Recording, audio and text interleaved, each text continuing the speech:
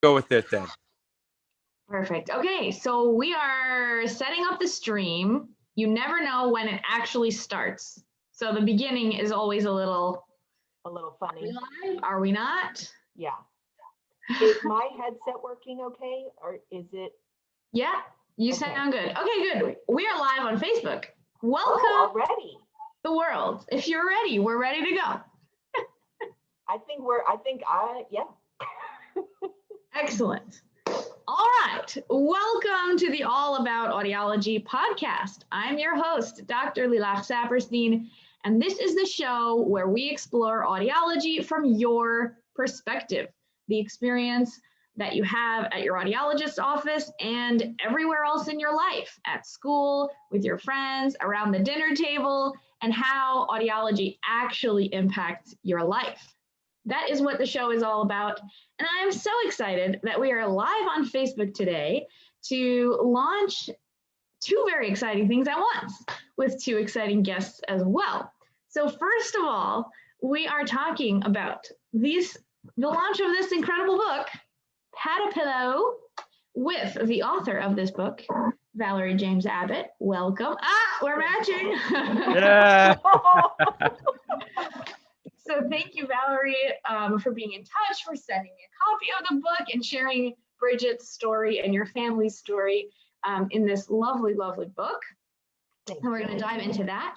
In addition, we're also talking about the whole conversation about late onset hearing loss and how that experience is also unique and important to address. And with us today, we also have Justin Osmond, who's going to tell us more about his journey as well as the incredible work that you are doing. So welcome to you both.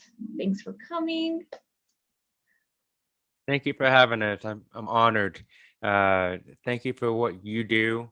Your amazing podcast. So we're just honored to be on your show. Thank you. Yes, Thank you. So I appreciate that. And hey, Valerie.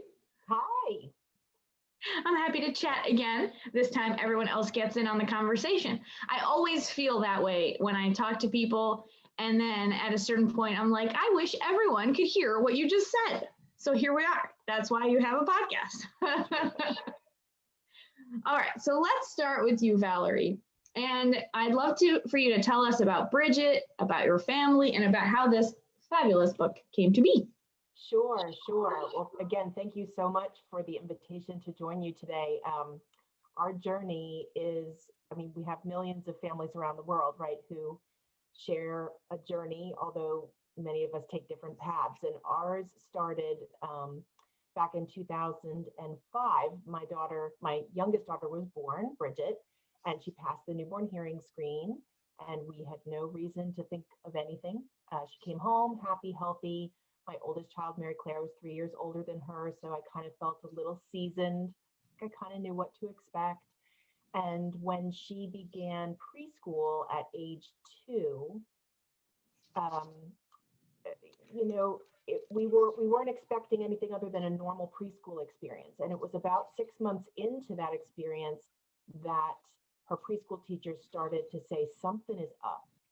It was actually during a parent-teacher conference that they said, "Are you concerned about Bridget's speech or her language development?" And I said, "No, no, not really."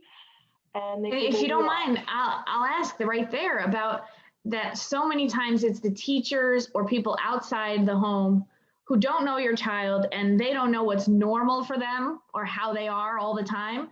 To them, they also have the frame of reference of other kids and how children are doing in those environments.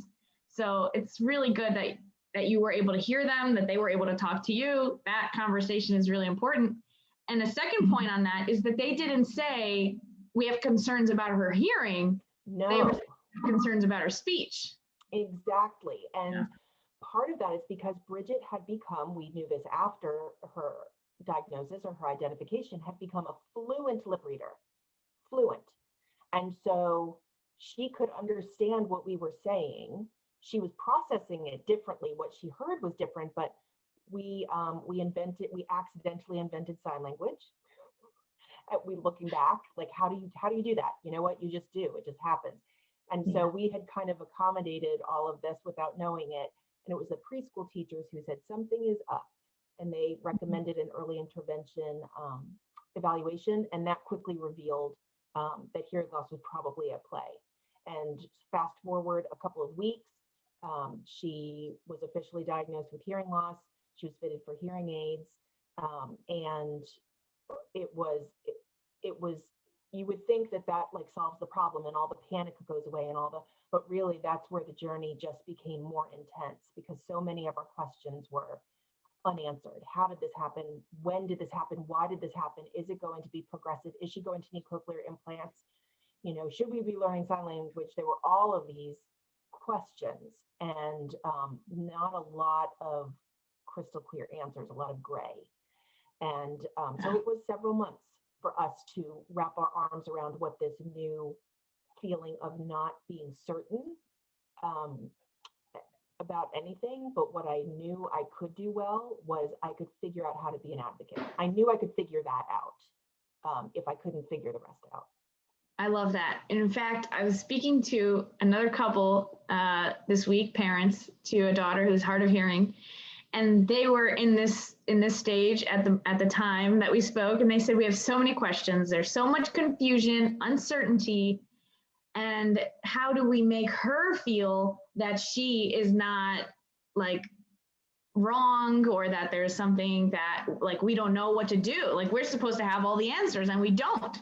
And I actually told them that their daughter, who was a little older, she was 9, you can tell her that you are confused and tell her that you're going through a process of figuring out.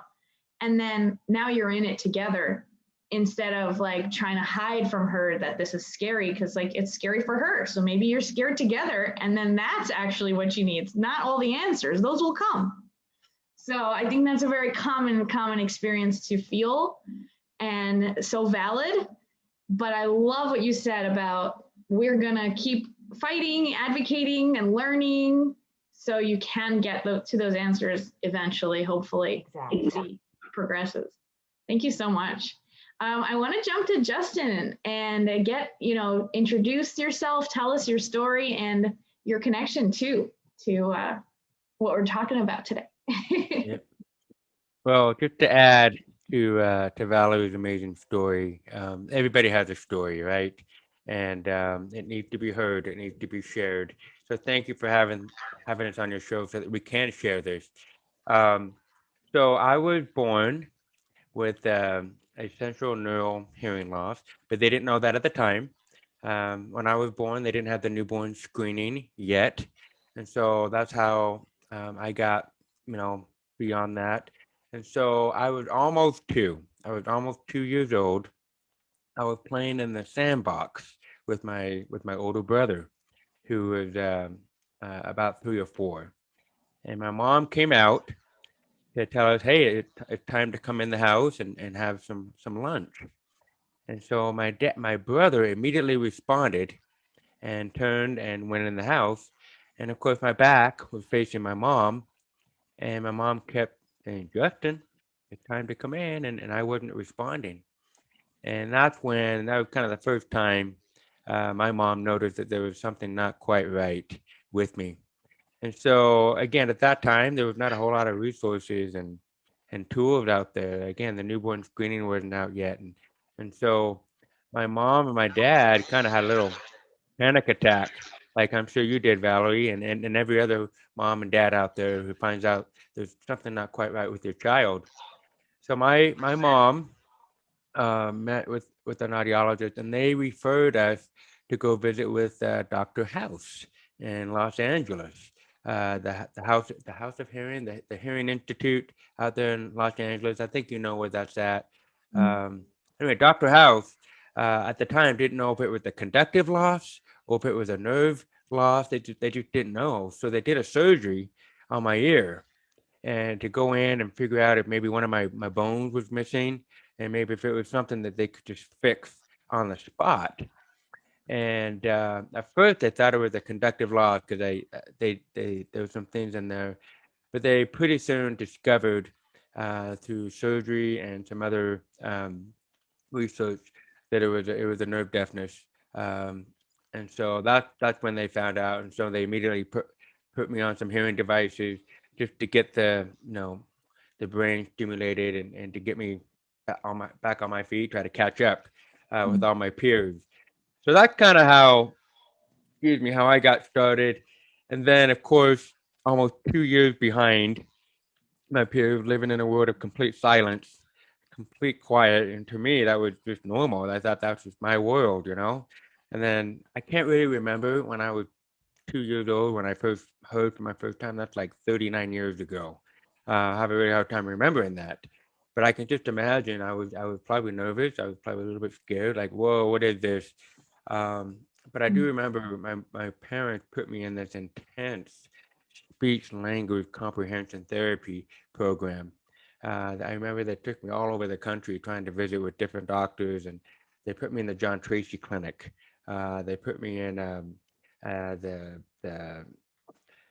the oh my goodness, my mind just went blank. Lots of different programs. Alexander Graham Bell program, all these different things for the oral speech program.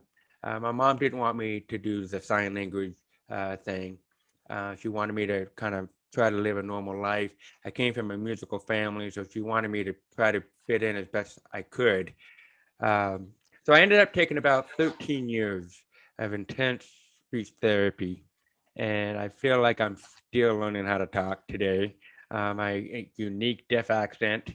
Um, Sometimes people ask me when they hear my accent, they ask if I'm from Canada or if I'm from Australia Yeah. or even England. And I'll, I take it as a compliment because I love their accents, but deep down inside, it kind of hurt because I worked so hard to try to sound normal. Um, but it's all good, I promise. I don't have that issue anymore. If anything, I have more fun with that today. But Yeah. anyway, that's just a little glimpse of my story of how I Yeah. came about. Um, Okay, so I and have a few questions for you. Thank you for sharing your story. I read a little about it, but I'm glad to hear it from you. When I take it that was your older brother in the sandbox yes, who was playing, and I think you also mentioned that Bridget was not your first, so there were older siblings modeling how to behave. Like everybody goes inside, so you go inside, or everybody's going to get a cookie, so you walk after everyone to get a cookie. And I think that's also a common experience with children who are not the firstborn. There are other children in the house, or other family members, cousins, neighbors, whatever. And it's very common for hard of hearing and deaf children to be very visual and like be extraordinarily aware of their surroundings visually. I learned that when I was in one of my placements in my training, and the audiologist I was working with was very experienced. We saw a few-month-old baby, maybe 6-month-old, half-a-year-old baby, and she said just watching the way the baby was interacting, that their eyes were everywhere and their head was moving a lot more than a 6-month-old who is hearing. And she had already had a suspicion about the hearing levels of this particular child because of the behavior. So that was something that I had learned and stuck with me. When you see babies and toddlers, how they behave, many times can give you some inkling. Like if they're one step behind other children, it might be because they didn't actually hear the directions to come inside. They're just doing what everyone's doing. Yes. That's one thought I had from what you spoke.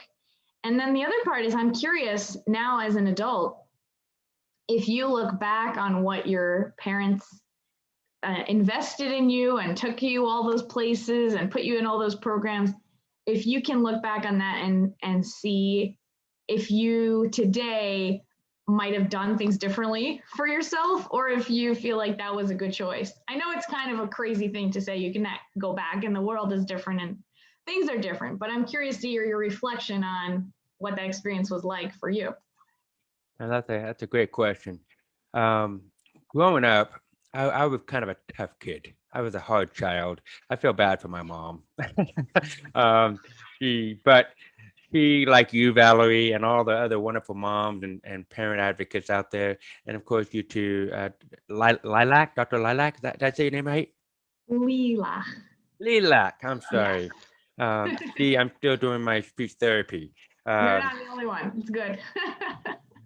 but looking back now, um, if it wasn't for my sweet mom and my dad and my audiologist and my hearing specialist and my speech language pathologist, my mentors, my teachers, my deaf educators, everyone that's been involved, if it weren't for them, I would not, I swear today, I would not be who I am today. If there wasn't an early intervention in my Mhm. life, I mean, I know I got caught around two, but thank goodness it was two instead of later on. And I know I have a lot of wonderful deaf friends that kind of have a similar story like me. Their loss is the audiogram is about the same, but they went through a whole different journey than I did. They didn't have the support.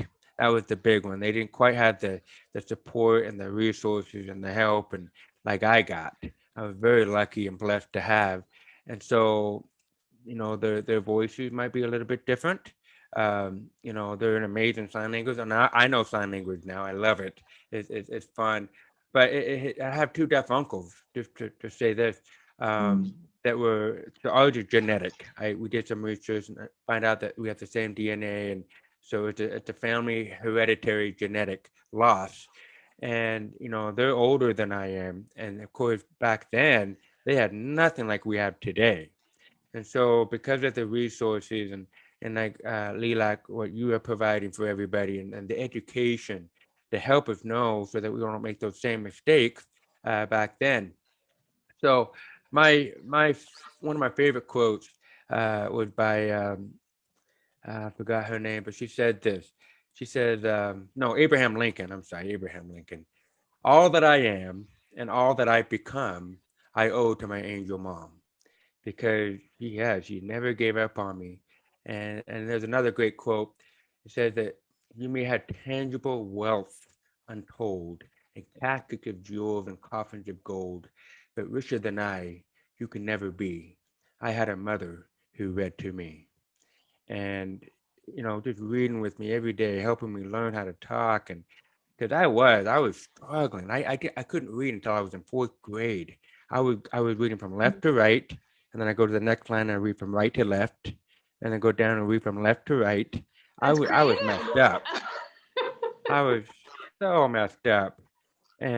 But again, thank the people like you, all you people that I just mentioned. You guys are truly my Mhm. heroes, and I don't take that lightly. I am, and that's why I'm partnering with Valerie to promote this late onset hearing loss, because I'm a recipient of that.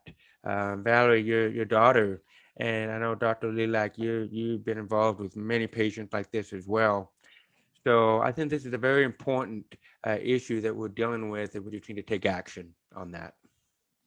Awesome. Okay, so great. That leads us right into, the next part of our conversation. So back to you, Valerie. I'd love to hear more about the challenges that you faced now, over the years through Bridget growing up, and specifically about how it affected the rest of the family, her older sister, and even extended family, grandma, other people, how other people were reacting to what was going on in your family. When when Bridget was identified with hearing loss, every single human being connected to our family was shocked. No one could believe it. We were in a state of disbelief. Um, and I think part of that was because we assumed she understood us. We assumed, we just could not wrap our minds around the fact that this was connected to a significant hearing loss. Um, and there were a lot of different responses to that. There were family members that encouraged us to get nude hearing aids. There were family members that were really emotionally impacted. I think they felt it more than I thought that they would. Um, and my husband and I, Chris, we really felt strongly that we need to take a different approach. We need to go all in, go big or go home, and bright colors. And one of the things that we did was with all of her hearing aid molds, whenever she got new ones, which in the beginning as frequently as the children are growing, we had color coordinated cupcakes. So the swirl on the cupcakes always matched the hearing aids that she was getting, and she could invite anybody over to celebrate, the new molds and the I technology. love And that idea. Hold on. You're telling me you had a cupcake party every time she got new molds? Oh, yeah. We had multiple, our local baker, local business. We explained what we were trying to do. And the first time they were like, we don't get it. And then when we came and said, look, they're coordinated, they went, oh. And so then it was no longer this strange request. And the kids were always excited, when are you getting new molds? When are you getting new molds? And I think we did that until she was in middle school. And I think the first time that she got molds and came home and there were no cupcakes, she was like, hey. Yeah. And it made it celebratory, and it made it fun, and it made us focus on the positive aspect of this part of her. Again, that is so beautiful, and I really hope everyone listening now and later on the recording takes that thought, how to make the experience fun and celebrated and make other people part of it too. So it's not that includes the siblings, that includes maybe the class, if you bring everybody to class. Yeah, so that was, we came from this place of panic. And it's not to say that we were no longer panicked, but we were trying, I guess, in terms of a scale to offset it with as much positivity as we could creatively think of. And we succeeded in that. And, Bridget, today she'll celebrate on Monday her 16th birthday. And she is fierce and loud and proud and wears her brightly colored hearing aids even today and ponytails. And she's just like, what? She's always been very just comfortable in this, and we're grateful for that. And I think part of it is kind of how we handle things on the front end, making a very intentional decision. I do think part of it is just who she is, and she accepts people for oh, you're like, oh, what about it? we're all just people.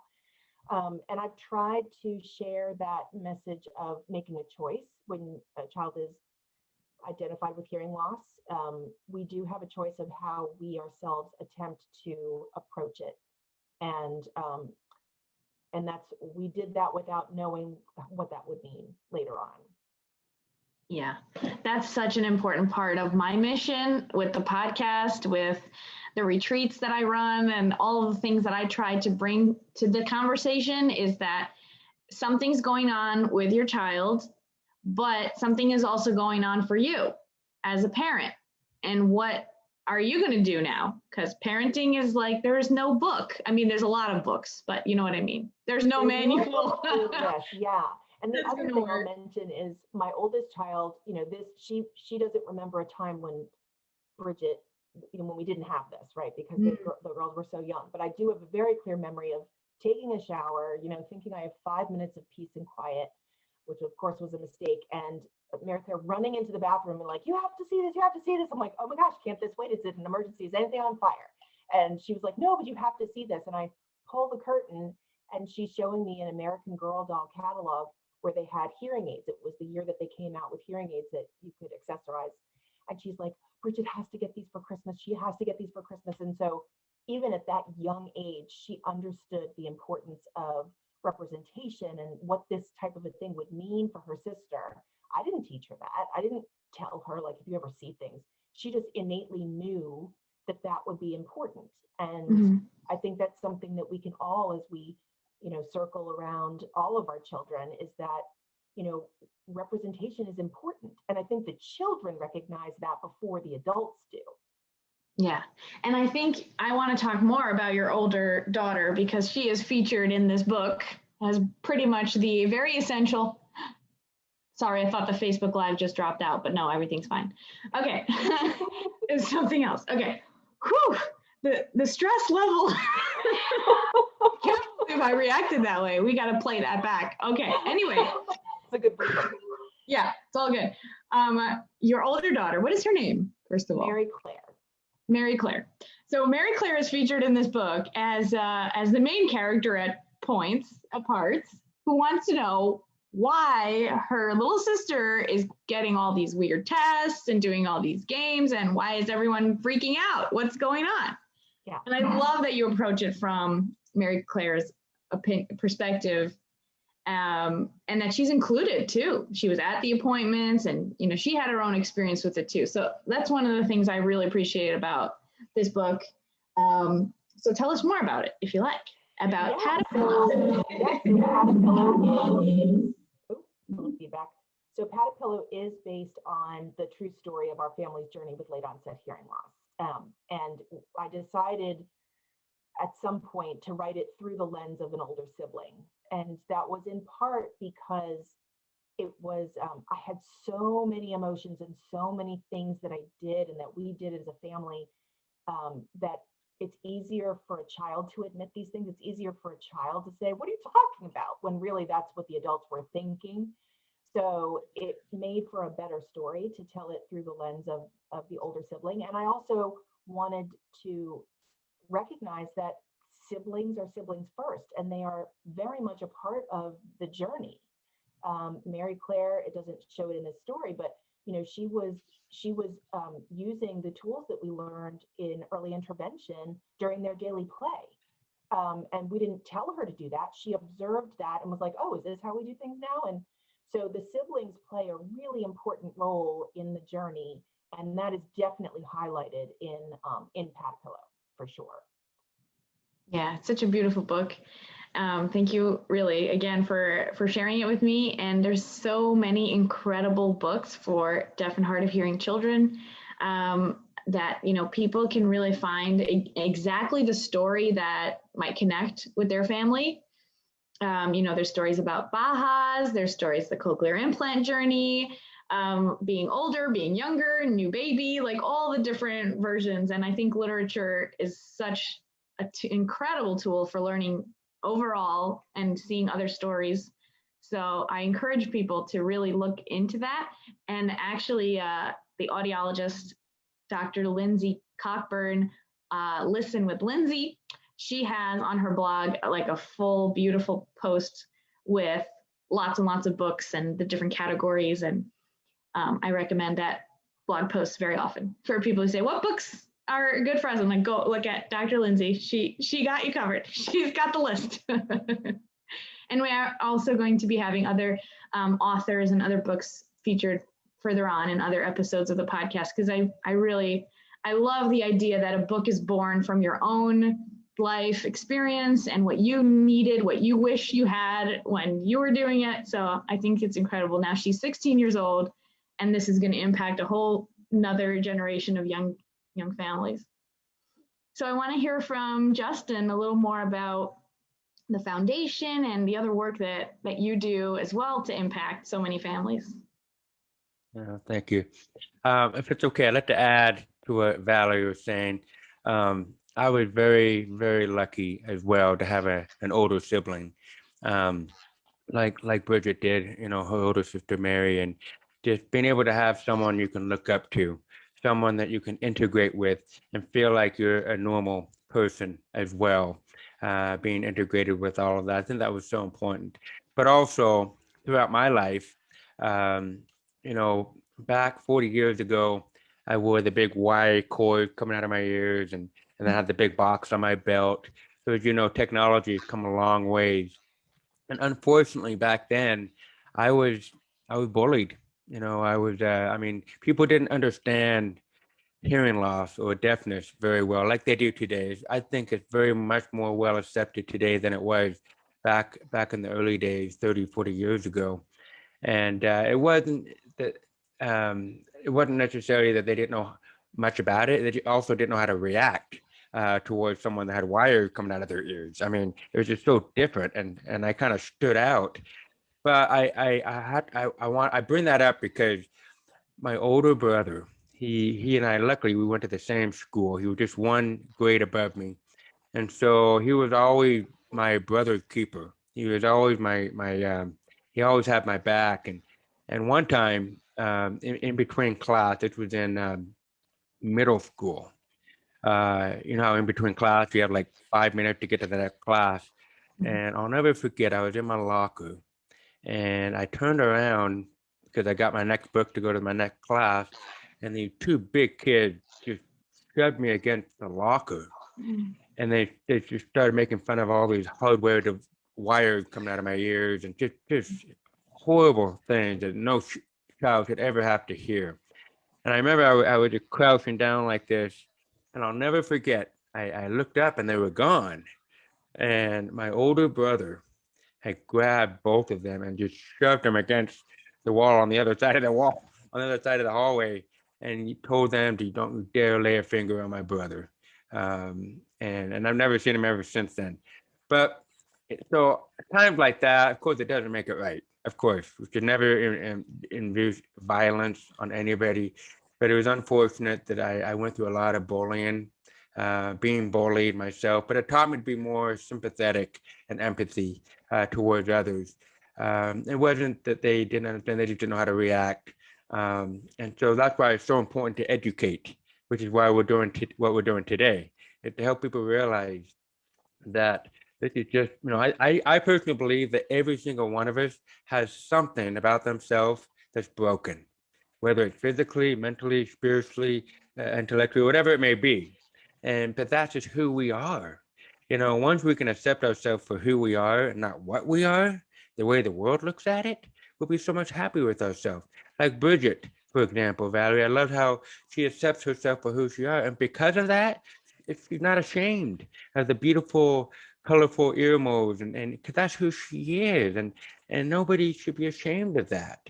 I had an identity crisis growing up, being born into this world-renowned musical family and trying to fit in. And it was just really hard for me.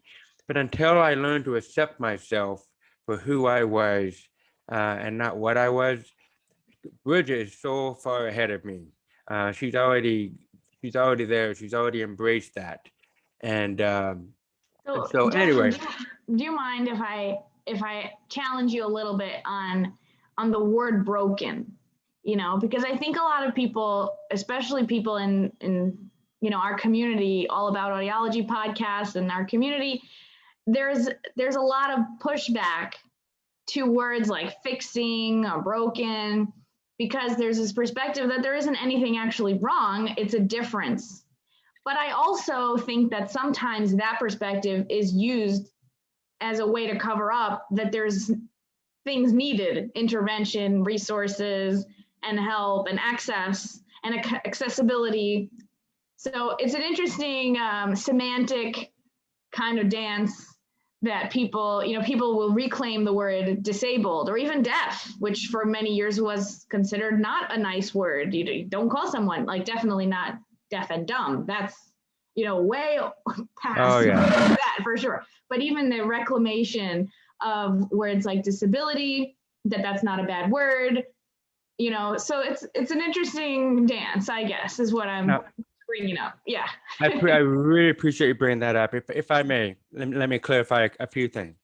First of all, I have a really hard time with the phrase hearing impaired. Yeah. That's how I grew up. That's what my parents said, but I've tried away from that. I only say deaf and hard of hearing, or a hearing loss, hearing impairment. I just don't like the word impairment. Now, when I said the word broken, let me just go in a little bit more depth with that. So I believe we need to get rid of the misconception or the misunderstanding that just because something in our life is broken, that we're impaired or disabled.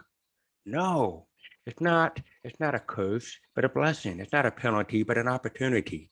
And so when I say that, it's something that because when I talk to a lot of corporations, a lot of times people have a hard time relating to a hearing loss because they don't have a hearing loss. But what I try to explain to everybody is that everybody does have something with themselves. Nobody's perfect, whether it's physically, mentally, spiritually, emotionally, whatever it may be. I believe every single one of us has a challenge that they're dealing with, or they have some type of a limit, or a challenge, or adversity, or trial, whatever that may look like in their life. I really believe that nobody is exempt from that. In my case, my ears are a little bit broken, but guess what? I have a personal motto. I may have a hearing loss, but my hearing loss did not have me. It doesn't define me. It doesn't. It doesn't control me or have me. I love my hearing loss, by the way. It's who I am. It's who Bridget is. It's all of your patients. That's who we are. But the thing that we need to be careful with is if we let it hold us back, if we limit that. So in other words, we shouldn't let it define us, but we should let it refine us, meaning let it mold us into becoming the person that we should be or become, just because our hearing is a little bit broken, and I'm okay to say that. I don't think there's any negative connotation to that because it's Yeah. true. I don't like to sugarcoat things. It is what it is. But because of that, that challenges me. I love the word challenge. When you say that's a big thing for me. It makes me want to be better and to do better. And so, for example, I've always wanted to play the violin. And I was told I could never play the violin because they told me that my ears were broken. But I like to prove people wrong. And so I learned to play the violin not by hearing it, but by feeling it through the conductive vibrations of the instrument. And so when the world shouts, you can't do it, I really believe, again, through wonderful help like you, Dr. Lilach and Valerie, you instill in us the confidence, the self-esteem that we need. Because I would have had this had I had someone not intervened and helped me through all of this, so that we can do what we want to do. So I hope that answers your question. I don't ever like to offend people because of the word broken, because you're right. That does have a negative connotation to it. But instead, just look at it this way. When we have a challenge, but we should not let that challenge have us, own us, control us, or define us. Does I'm that make so more sense? yes, and I'm so grateful that you said everything that you just said, because at the truth is the kernel is that everybody on every side of the debate of all different words and different modalities and different worlds, everybody wants the same, which is relationships, community, accessibility, respect, dignity. Everyone actually wants the same for their children and for themselves. There's just different ways to get there. So I actually think I that's agree. why the conversations are so important, because if we get stuck on the level of the words and the terminology, we don't go forward. But then, there is still room for learning. Like, definitely, I also was, even in my studies, learned about hearing impaired as the term. And there's a lot of changes. So another one that I recently have heard is to say what the hearing levels are, hearing levels rather than hearing loss. For example, in some ways, and I know, Valerie, you've been using the word identified as opposed to diagnosed, because it is just maybe the way you are. And then that's when it was found out. It was identified that the child was deaf or hard of hearing. But I do know that it gets dicey, especially when there is a medical aspect and then that is diagnosed.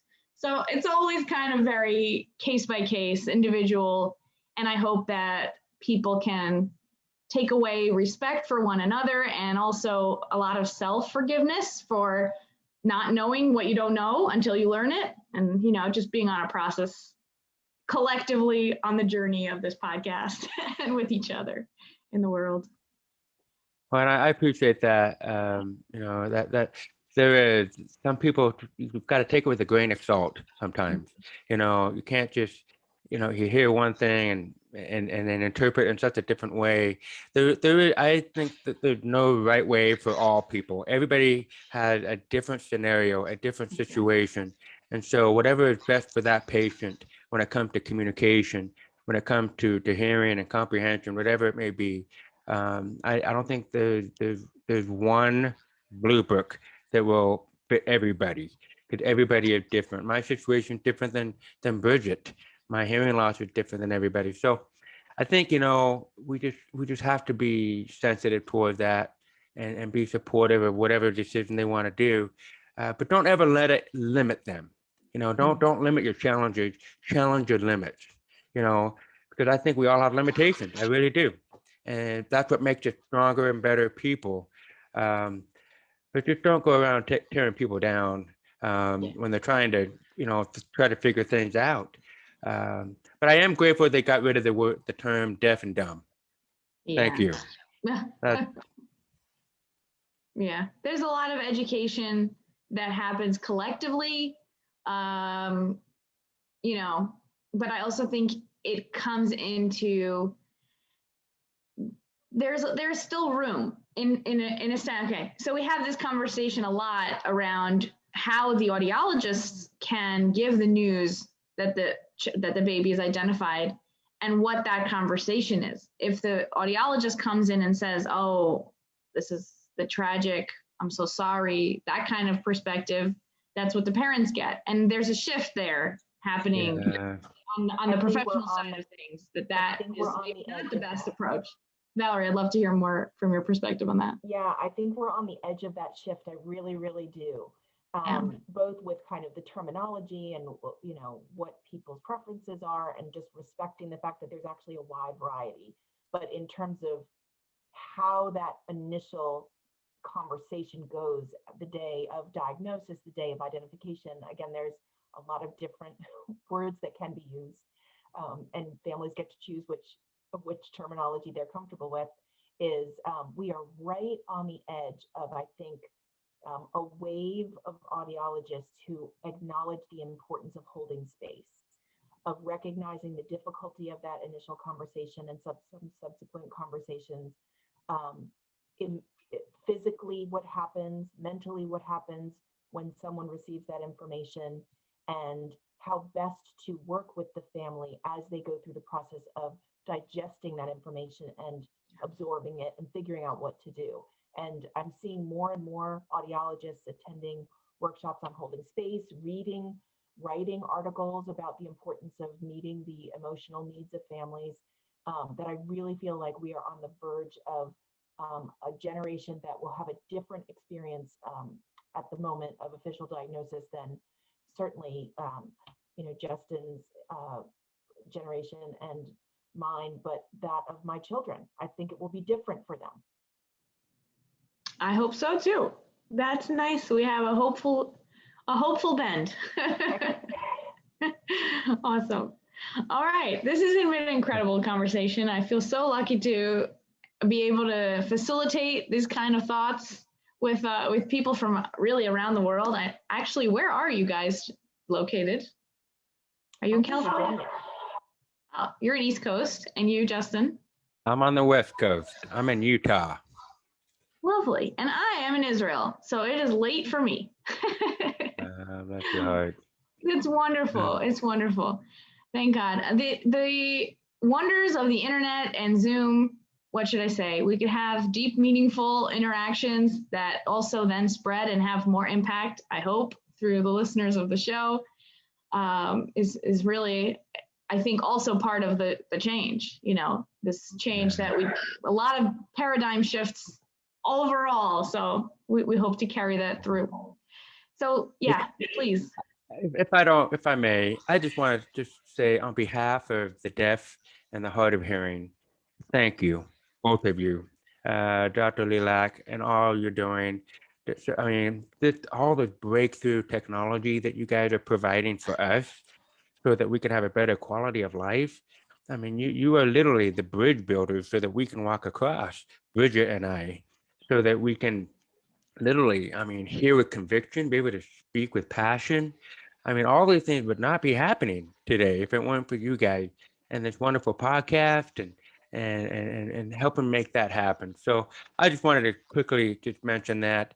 So thank you for believing in us, helping us and supporting us. And you are really our hearing angels, so that you guys are our hope. Hope is a big word. And I remember back when I was younger, you know, we had the feedback issues, we had so many issues. But today, that's no longer the case. I'm a power junkie. I love power. And you guys can put like a woofer in my ear, and I still don't get feedback, which probably isn't the best.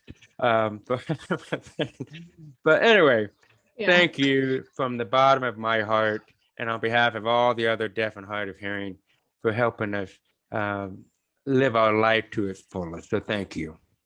Wow. I guess I have a lot of audio engineers, researchers, all sorts of educational giants to thank for that. I'm just sitting over here having a podcast, but you got it. All right, let me hear from you where people can find you and learn more about you or connect with you. So we'll start with you, Valerie. Terrific. So I'm going to mention that tomorrow is Late Onset Hearing Loss Awareness Week launch. It starts tomorrow. And I invite everybody to join the Late Onset Hearing Loss Awareness Facebook page. If you're watching this on Facebook, then you should be able to find it pretty quickly. And people can find me personally at ValerieJamesAbbott.com. And the new book, Padapillo. Yes, and that is on Barnes & Noble, Books A Million, Amazon, all starting tomorrow. That also launches tomorrow. Tomorrow's a big day. Tomorrow's Awesome. a very big day. Congratulations. Thank you. And how about you, Justin? Yeah, all the information that Valerie just mentioned, that's kind of our focus right there is on the late onset hearing. I represent the Olive Osmond Hearing Fund. You can find that at hearingfund.org. And again, you go there and the first thing that'll pop up is the late onset hearing loss campaign that we're talking about. So we're excited about this. Hopefully we can find those people, identify those people, discover those people that may need some help. And we can't do much alone, but together, all of us together, we can do so much more to help. And so thank you. Amazing. Thank you both so much for coming on the All About Audiology podcast. A full transcript of today's conversation will be available in a couple of days at allaboutaudiology.com.